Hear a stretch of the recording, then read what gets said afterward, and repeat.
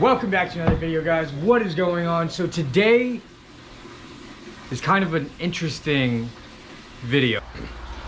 There was a big project that I wanted to, present to you guys once we were in a position, once I got all the small little tanks done that I wanted to get done, and then we can finally focus on this thing.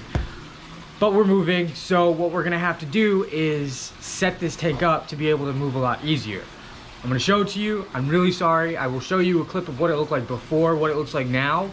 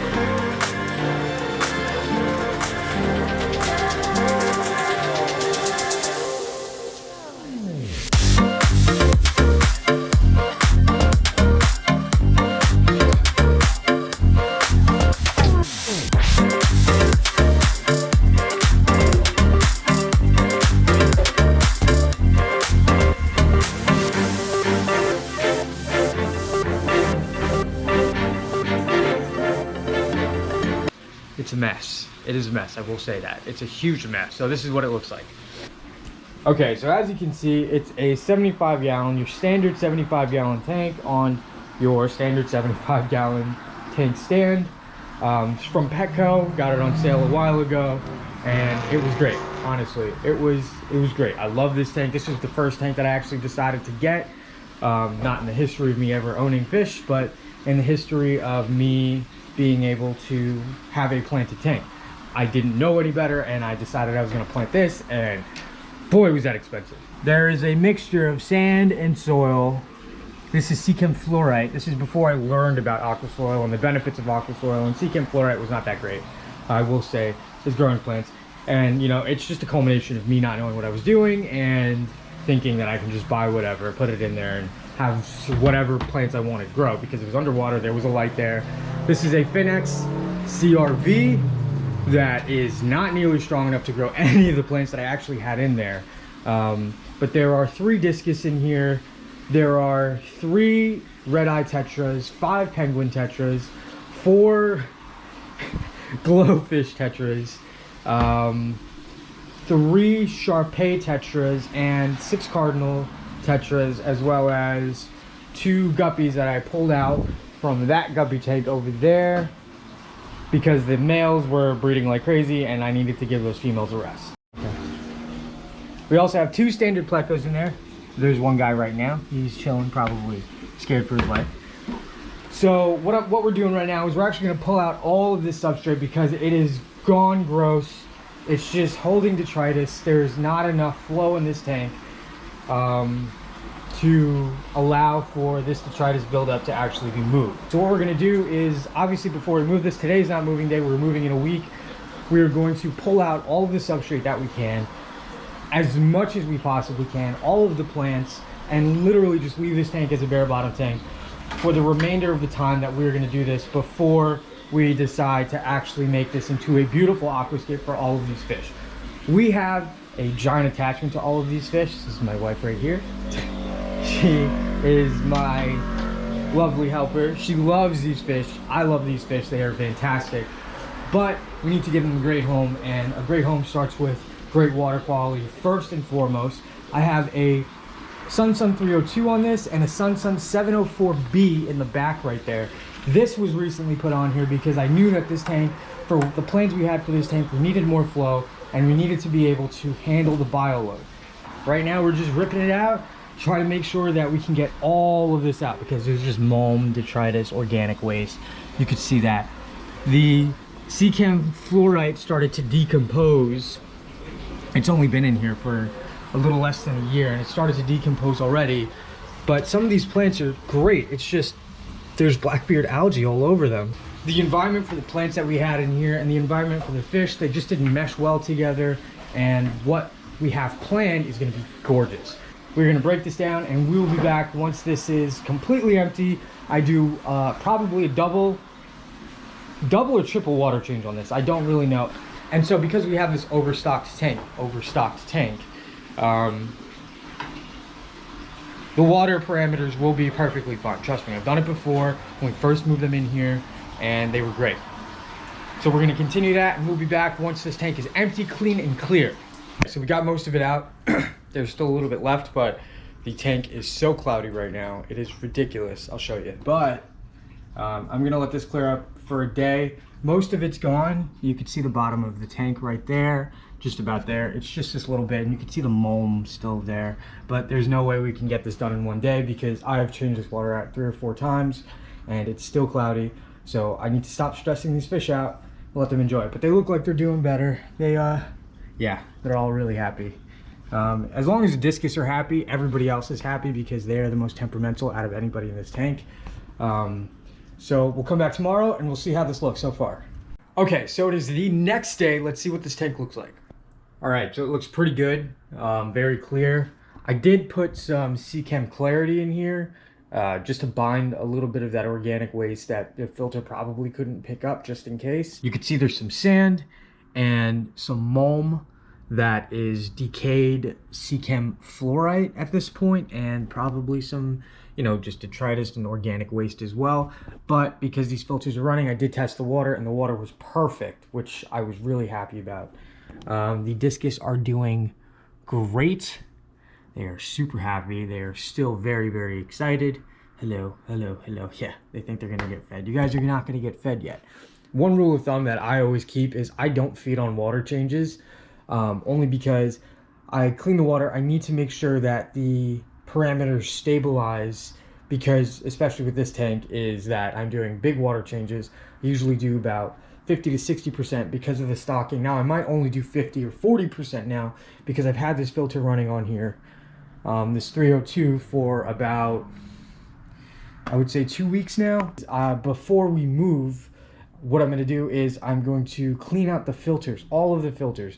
So the 704B hasn't been maintained for about 2.5 months, but like I said, the water parameters are perfectly fine. I haven't cleaned that 704B in about 2.5 months. The 302B has never been maintained yet or gone through a cleaning phase, just because I just put it on here about 2 weeks ago. But because you saw all of that build up in the tank, the filters are definitely going to be, you know, in need of some serious maintenance. So I'm going to do that the day before we move, technically the night before, and then I'm going to do the exact same thing for the other tanks as well. So if you see the guppy tank, the Dutch guppy tank, which we've decided this tank is going to be going. Oh, look, a shrimp, a cherry shrimp. Hello, hello, Mr. Shrimp. Okay, so it is the night before moving day, and I have to clean all of the filters and all of the tanks before we move. They do need maintenance, and I wanted to make sure that I got it out of the way now, so when we move, they'll be good to go, good to run, all of that good stuff. You're gonna watch me put all of these filters through the ringer of just cleaning them out. Obviously, I will do it correctly in tank water, but I'm gonna use the 2-bucket method this time. The filter definitely needs to be cleaned out properly. Now the 2-bucket method is really simple. It's the exact same thing, except you're washing the media twice in aquarium water, because you want to make sure that you get whatever you get out in the first bucket doesn't get back onto the media once you clean it out and you leave it in there. So I'm going to do that for these, and then I'm going to do the other tanks that are over there. I don't know if I'm going to put the clip in for breaking that down yet, but if I don't, I broke down the guppy tank. That video will be out at some point. That'll be its own video because that was my pride and joy at some point, and I kind of just got tired of it. But everything is in that holding tank right there in the 60S, which I'm so proud of. Excuse the mess. Like I said, we are moving, so we're going to pack everything up, and everything will be in the new place tomorrow.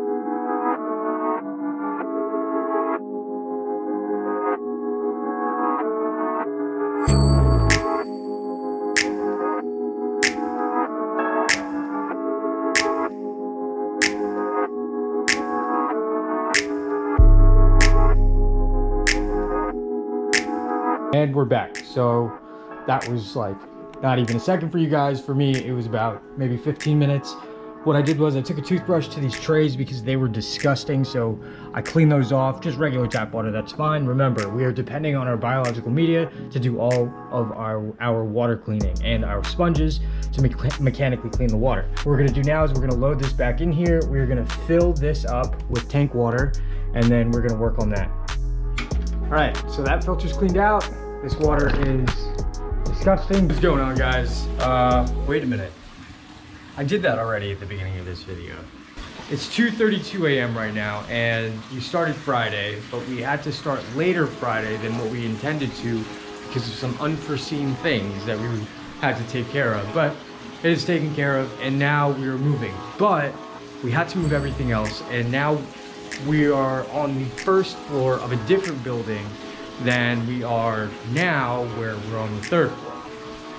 And now what I'm doing is I have to break this rack down and transfer these tanks over and transfer the low boy. So what I'm doing is draining out the water from the low boy. I have to move this first, but before I move this, I'm gonna drain that out, take that off of there, and then I'm gonna break this down. I gotta move these tanks off, break the rest of it down, and then move the shelf over, and then I can bring the tanks.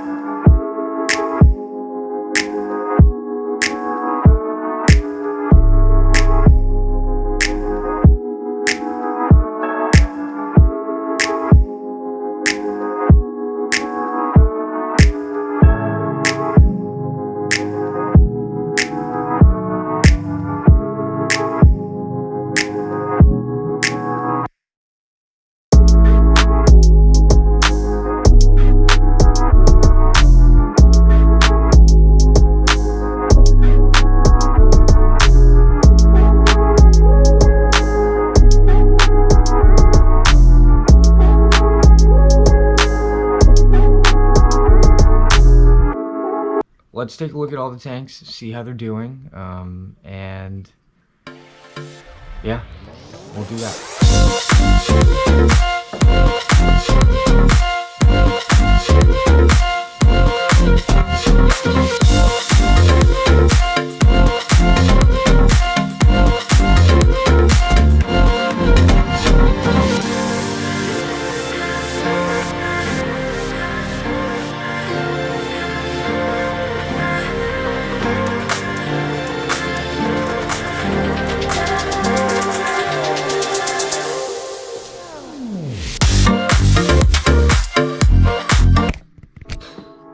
So you saw the last couple of clips I was breaking down those tanks. I apologize if my demeanor and mood wasn't the best. It was very early / late in the morning, and we were effectively moving for about 12 to 14 hours at that point, and I was tired.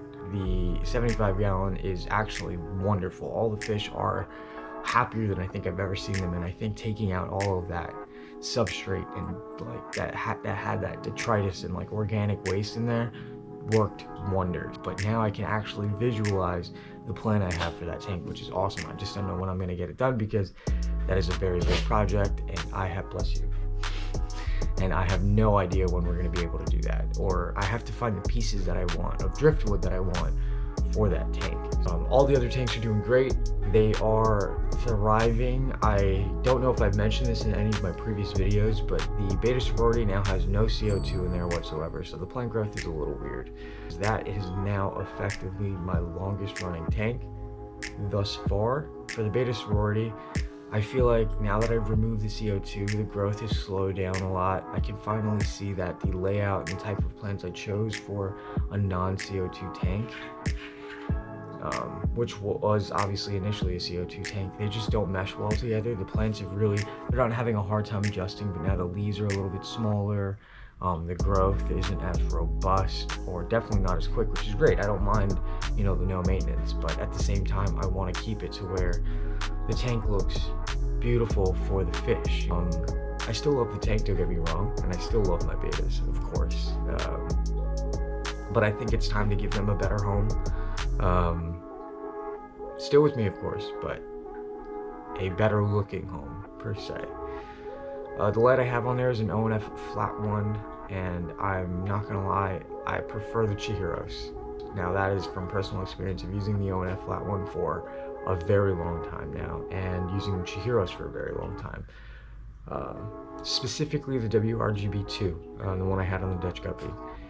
So I think what I'm gonna do is maybe sell that one, the ONF, and see if I can get my hands on a WRGB2 to put on a Beta Sorority. But I also don't need a WRGB2 for the Beta Sorority. Maybe if I sell the flat one, I'll get a C2, the WRGB C2, 2 of them. And I wouldn't mind that, because then I can keep that light at a higher percentage, because I never keep my lights at 100%. I never, ever keep my lights at 100%. I'll keep that light at 100% because it's a deeper tank, and I can put another C2 on the new tank that I set up that I mentioned like 2 weeks ago.